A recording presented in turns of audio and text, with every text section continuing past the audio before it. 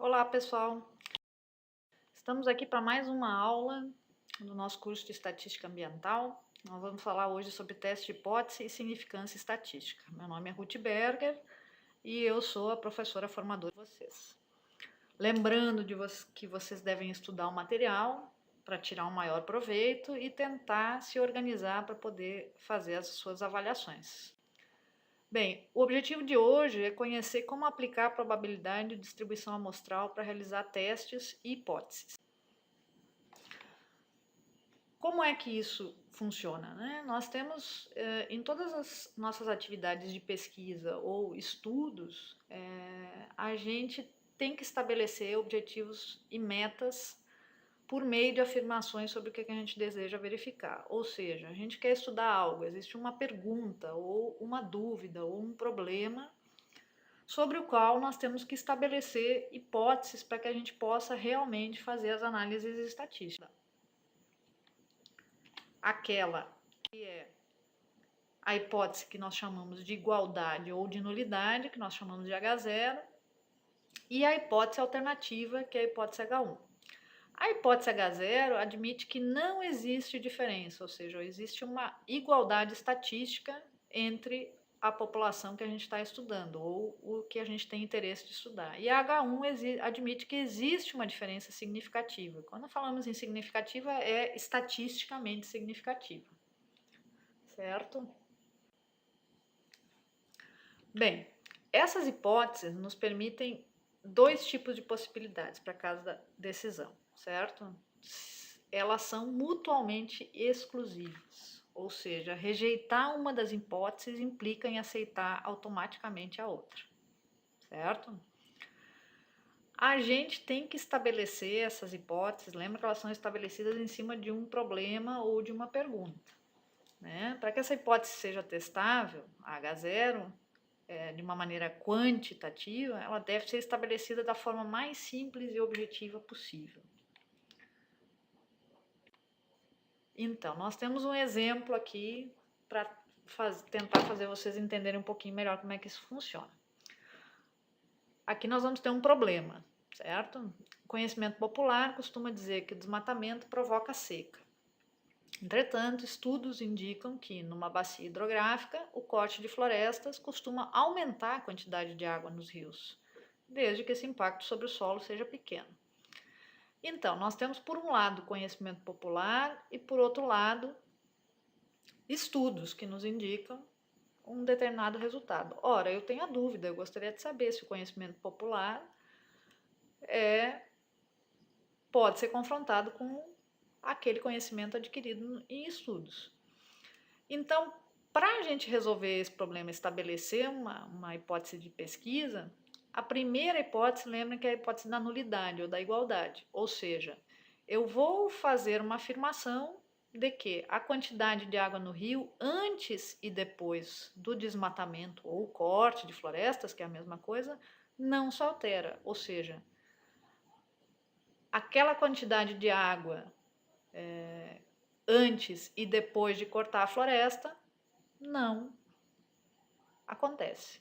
E a hipótese alternativa é aquela em que diz que a quantidade de água no rio após o corte é maior do que antes, porque é a que eu estou tentando confrontar com aquela dos estudos, certo? Então está estabelecido de uma maneira clara e simples.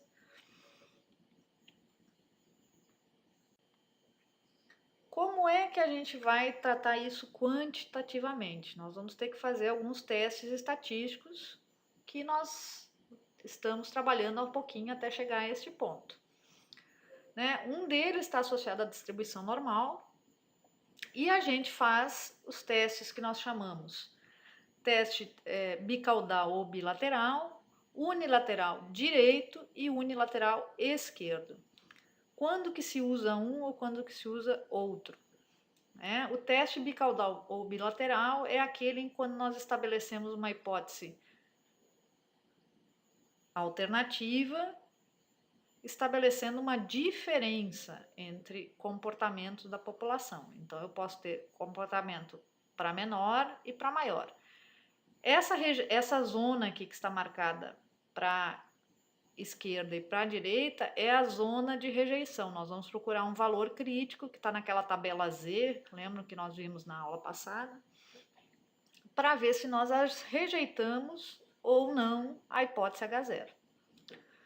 No caso do exemplo anterior, nós usaríamos um teste unilateral direito, ou seja, nós estamos falando em um comportamento em que vai ter mais água, uma hipótese alternativa, onde supostamente nós teremos mais água depois do corte da floresta. Então, nós trabalharíamos com essa hipótese de um teste unilateral direito. E se a gente trabalhasse com valores A menor, a gente trabalharia com o teste unilateral esquerdo. Como eu disse para vocês lá no início, a gente tem alguns tipos de erro associados às hipóteses.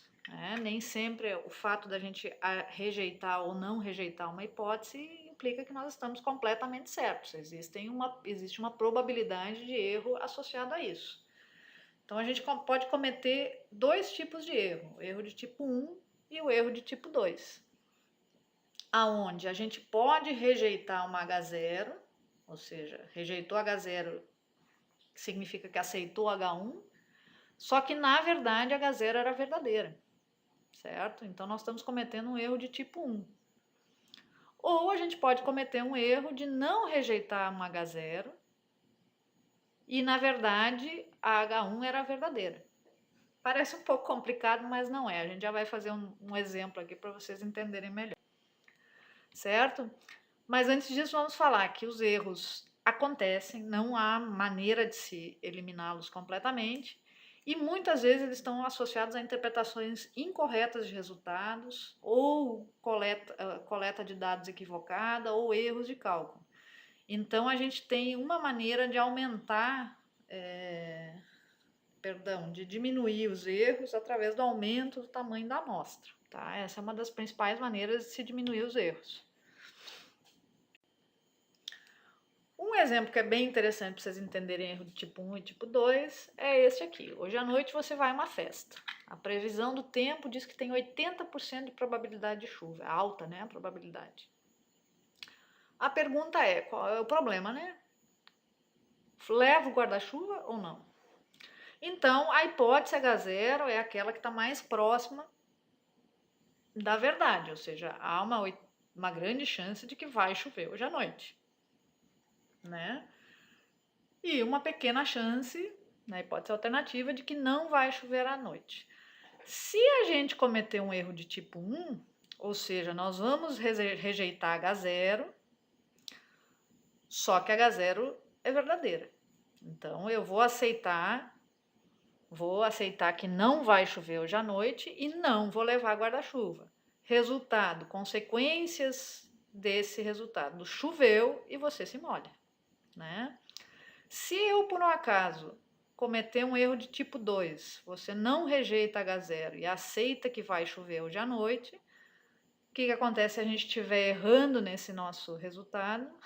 Não vai chover e você vai passar a noite toda dançando com guarda-chuva, na verdade, né?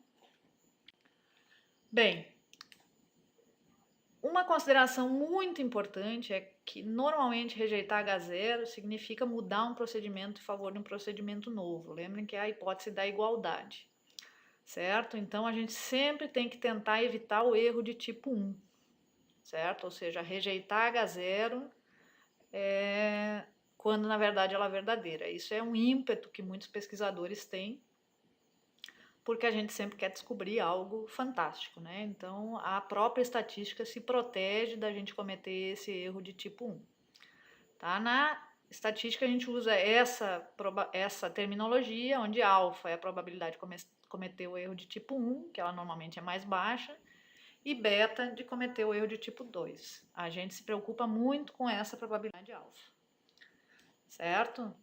Que é conhecido como nível de significância. E quanto menor o valor de alfa, maior a probabilidade de tomar uma decisão correta. Bem, as atividades de vocês, questionário e fórum. Lembrando que existem prazos, que nós estamos à disposição de vocês para consultas.